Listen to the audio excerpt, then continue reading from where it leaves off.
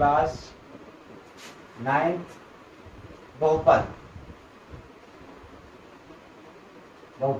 इसमें हमें बहुत कुछ सीखने को मिलेगा, बहुत कुछ सीखने को मिलेगा। जो चीज़ें आप कक्षा 6, 7, 8 में पढ़ के छोड़ दिए हैं उन सब चीज़ों को हम लोग यहाँ पे रिपीट करेंगे। और यहाँ पे आप जो चीज़ पढ़ेंगे वो चीज़ आपको आगे कक्षाओं में काम देगी। जैसे कक्षा 10 में हो गया, 11, 12 में, हर जगह काम देता है।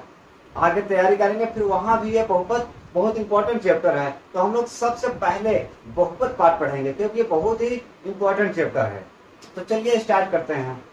तो बहुपद देखिए, सबसे पहले हमें जाना है बहुपद होता क्या है, बहुपद की परिभाषा क्या है। तो हम लोग सबसे पहले परिभाषा लिखेंगे। बहुपद हेडिंग लिखना है बहुपद। बहुपद की परिभाषा हम लिख देते हैं, वह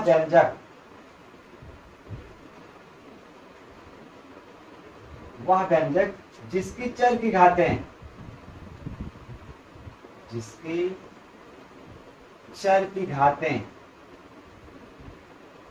पूर्ण संख्या हो, यहाँ पे पूर्ण संख्या हो,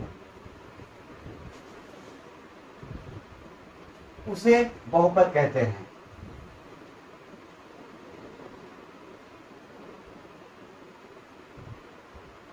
ठीक है, बहुत ही सिंपल परिभाषा, बहुत छोटी परिभाषा में लिखवाया है बहुपद का। वह व्यंजक जिसकी चर की घातें पूर्ण संख्या हो उसे हम बहुपद कहते हैं। अब पूर्ण संख्या क्या है पहले ये आपको पता होना चाहिए। व्यंजक क्या होता है? व्यंजक वह चीज है जिसमें चर और अचर दोनों मिले रहते हैं, उसे हम क्या कहते हैं? व्यंजक कहते हैं। तो अब ये जानेंगे पहले, जैसे ये है पूर्ण संख्या क्या है। तो पहले हम पूर्ण संख्या आपको बताते हैं कि पूर्ण संख्या 0, 1, 2, 3 अनंत तक का। ठीक है, यानी कि 0 से लेके 1, 2, 3 अनंत तक की जो संख्याएं हैं वो सभी संख्याएं पूर्ण संख्याएं कहलाती है। ठीक है, तो चलिए ये आप समझ गए पूर्ण संख्या। अब अगर कोई बहुपद है तो हम लोग ये कह सकते हैं, जैसे ये लिखा है 2x + 6, तो इसकी क्या है? ठीक है, चर यहाँ लिखा है, चर लिखा है। अच्छा, अब ये जाने चर और अचर क्या होता है, इसको भी थोड़ा हम आपको बता दें। यहाँ पर बता दे रहे हैं, जैसे ये चर है और अचर है। चर का मान हमेशा बदलता रहता है, अचर का मान नहीं बदलता है। जैसे आप गिनती लिखिए 1, 2, 3, 4, ये देखिए, अगर आप कहीं 1 लिखा है तो उसको आप हमेशा 1 ही पढ़ेंगे, कभी कुछ और नहीं पढ़ सकते हैं। और चर का मान बदलता रहता है, x, y, z। आप सवाल हल करते हैं, एक सवाल में x मान कुछ और आया है, अगले सवाल में x मान कुछ और आएगा, y का मान कुछ और आएगा। यानी आप जितने सवाल हल करेंगे लगभग हर सवाल में x, y, z का मान हमेशा बदलता रहता है। और जब बदलता रहेगा तो चलता रहेगा, उसको हम चर कहते हैं। और अचल जो कभी चलता नहीं है, हमेशा स्थिर रहता है। अर्थात कहीं 1 लिखा है तो आप उसको 1 ही पढ़ेंगे। अगर आपके पास 2 रुपए हैं तो आप उसको 2 रुपए हमेशा पढ़ेंगे, कभी 3 रुपए, 4 रुपए, 5 रुपए नहीं पढ़ सकते हैं। तो ये क्या है? हमेशा अचल रहेगा। तो चर और अचल ये है। तो हमने देखो परिभाषा के अनुसार बताया गया है, वह व्यंजक जिसकी चर की घातें, तो चर क्या है? यहाँ पे x है, x की घात क्या है? कुछ नहीं। लेकिन जहाँ पे घात कुछ ना हो तो समझ जाइए वहां पर घात छिपा है, 1 है। अगर ये x लिखा है तो समझ जाइए कि x के ऊपर एक घात छिपा है। y लिखा है, y घात एक छिपा है। कोई भी चर लिखा है स्वतंत्र रूप में तो उसके ऊपर एक छिपा रहता है। तो इसकी घात कितनी है? 1। यहाँ पर 1, तो ये क्या है? 1 है, तो ये क्या है? बहुपद है। इसको हम कह सकते हैं ये बहुपद है। अब जैसे दूसरा एग्जाम्पल लेते हैं, 3x² + 6x + 7।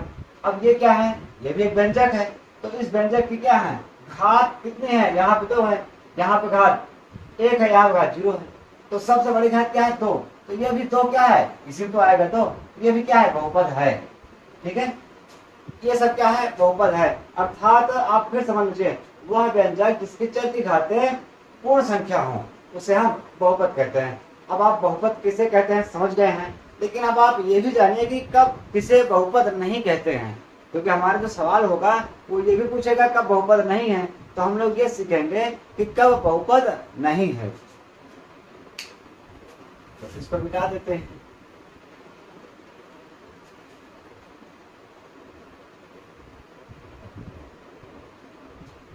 यहां पे आप नोट करके लिख सकते हैं, नोट,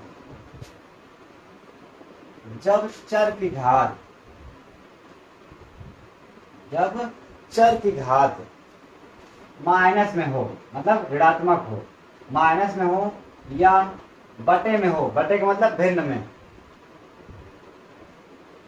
भिन्न में हो या दशमलव में हो या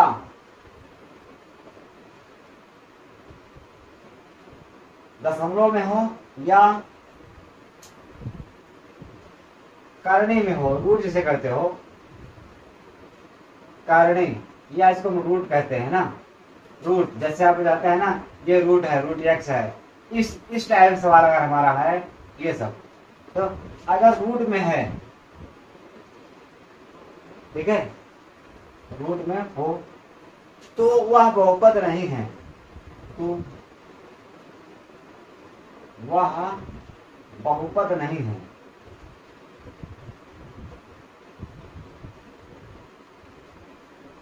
बहुपद नहीं है, ठीक है। तो अब इन सब को हम एग्जाम्पल समझ लेते हैं कब बहुपद नहीं है। तो यहाँ पे हम सबका एग्जाम्पल बताएंगे।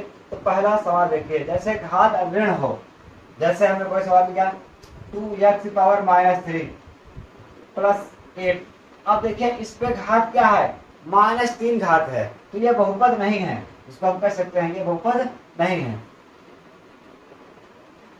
बहुपद नहीं है, ठीक है।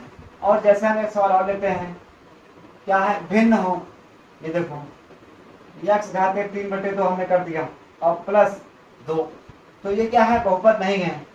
और एक सवाल लेते हैं, जैसे दशमलव में हो, x⁻02 प्लस 6 x प्लस 7। देखिए दशमलव में घात है, अगर घात दशमलव में है तब भी ये बहुपद नहीं है, ठीक है। चौथा सवाल, जैसे करणी में हो, जैसे ये है √x प्लस 7, तो ये क्या है, रूट है x पर, x पर अगर रूट है तो समझ जाइए बहुपद नहीं है, ठीक है। तो अगर इन सब स्थितियों में रहेगा हमारा सवाल, तो आप देखते ही समझ जाइए कि सवाल बहुपद नहीं है। अच्छा एक और समझ लीजिए, जैसे अगर हमें कभी देता है 1/x प्लस 6, तो ये भी बहुपद नहीं है, क्योंकि जब x ऊपर आएगा माइनस हो जाएगा। या आप समझिए अगर x कभी भी बटे में है तो वो बहुपद नहीं होगा, ठीक है। तो ये बहुपद ना होने की स्थितियां हैं और बाकी सब बहुपद होने की स्थितियां हैं। तो अब हम आपका किताब स्टार्ट करेंगे, ठीक है। तो देखिए हमने सवाल को नोट कर लिया है, ये है 2.1, आपको जो पहला अभ्यास है 2.1, इसमें पूछा गया है कौन कौन सा बहुपद है, कौन कौन सा बहुपद नहीं है, और कारण सहित उत्तर बताना है। तो चलिए हम लोग समझते हैं कौन सा बहुपद है और क्यों है, और कौन सा बहुपद नहीं है तो क्यों नहीं है, ठीक है। इसको हम विस्तार समझते हैं। सबसे पहले ये सवाल है, ठीक है। तो इसमें देखिए चर की घात क्या है, चर का मतलब जो x y z है उस पे घात कितनी है। तो यहाँ पर तो चर है नहीं, यहाँ पर x है, इसकी घात 1 छिपी है, और इस पे घात क्या है, 2 है, तो यानी सबसे बड़ी घात क्या है, 2 है। अच्छा क्या यहाँ पर किसी भी घात पे दशमलव है, नहीं है, तो ये 2 क्या है, पूर्ण संख्या है, ये बहुपद है, बहुपद है। अब क्यों है, क्योंकि इसकी घात क्या है, पूर्ण संख्या है, इसकी घात क्या है, पूर्ण संख्या है। अब ये देखिए ये बहुपद है, तो आप कहेंगे बहुपद नहीं है क्योंकि रूट लगा हुआ है। तो आप इस बात को समझ लीजिए कि चर पर आपको ध्यान देना है, किस पर, चर जो x y z है, अगर x y z पर रूट है तब वो बहुपद नहीं होगा। अगर x y z पर यानी चर पर पूर्ण संख्या है तो वो बहुपद है। तो हमारे पास एक चर है y², तो इस पे घात कितनी है, 2, ये बहुपद है, बहुपद है। अगर रीजन देना है क्यों, तो यहाँ जो चर है, चर की घात पूर्ण संख्या है, रीजन में आप लिख लीजिए कि चर की घात पूर्ण संख्या है, इसलिए यह बहुपद है। तीसरा, अब यहाँ देखिए ये चर है, t क्या है, चर है, और t के ऊपर क्या है, रूट है, अब यहाँ पे मैंने बताया था अगर रूट में है संख्या तो वो क्या होगी, बहुपद नहीं है। तो हमें लिखना है बहुपद नहीं है। तो बहुपद नहीं है, क्यों नहीं है? क्योंकि इसके चर की घात पूर्ण संख्या नहीं है। इसको देखिए, अब यहाँ पर ये बटे में आ गया। हम चाहें तो इसको ऐसा भी लिख सकते हैं y+2, इस y को आप ऊपर ले जाएंगे तो -1 हो जाएगा। तो ये क्या हो जाएगा, तो घात हो जाएगी माइनस में। और हमने बताया था आपको अगर घात माइनस में है तो समझिए बहुपद नहीं है। तो ये भी बहुपद नहीं है।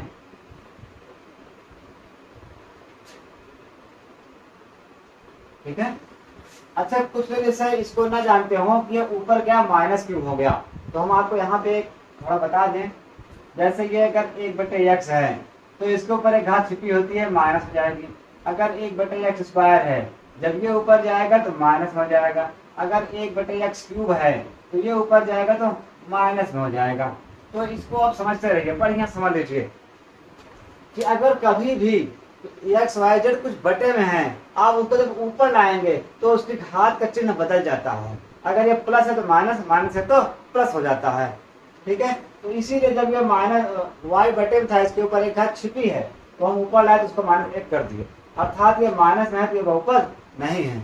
उसके बाद ये सवाल देखिए, क्या ये क्या है, 10 है, 3 है, 50 है, तो ये सब क्या है, पूर्ण संख्या है। और जब पूर्ण संख्या है तो ये बहुपद है।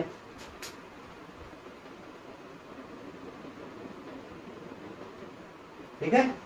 तो हमने, अच्छा रीजन क्या है, इसकी चर की घातें पूर्ण संख्या है, इसलिए यह बहुपद है। हमने रीजन बता दिया, आप इसको अपने कॉपी में नोट कर सकते हैं। ठीक है। तो हम एक सवाल आज बता दिए हैं, अगला सवाल आप अगले वीडियो में बताएंगे। तो तब तक के लिए गुड बाय। और एक चीज ध्यान दीजिएगा, अगर वीडियो आपको अच्छा लगा है तो लाइक करना है, शेयर करना है और सब्सक्राइब करना है। अपने दोस्तों के पास भी ज़्यादा से ज़्यादा सेंड करके उनको बताइए। यहाँ पर कक्षा 9 का बहुत ही बेसिक से मैथ, वैसे 9 का ही 9, 10, 11, 12 और जो तैयारी के लेवल हैं रेलवे और SSC का भी मैथ यहाँ पे पढ़ाया जाएगा। ठीक है। तो चलिए फिर कल मिलते हैं।